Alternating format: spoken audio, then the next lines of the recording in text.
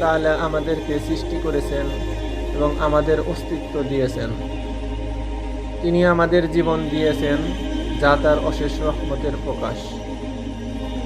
পবিত্র কুরআনুল কারিমে আল্লাহ তাআলা বলেছেন, তিনি তোমাদেরকে গর্বে যেমন ইচ্ছা তেমন আকৃতি দেন। তিনি ছাড়া কোনো উপাস্য নেই, তিনি পরাক্রমশালী, প্রজ্ঞাময়। প্রতিদিনের জীবনের রহমত। আমাদের প্রতিদিনের জীবনযাত্রায় আল্লাহর রহমত সবসময় বিদ্যমান। তিনি আমাদের রিজিকের যোগান দেন, যা আমাদের জীবিকার মূল ভিত্তি।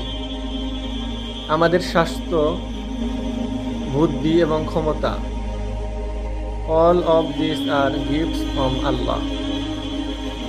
আমরা যে বাতাস নিঃশ্বাসে গ্রহণ করি, যে পানি পান করি, সবই আল্লাহর রহমতের অন্তর্ভুক্ত। ক্ষমা ও মাগফিরাতের রহমত।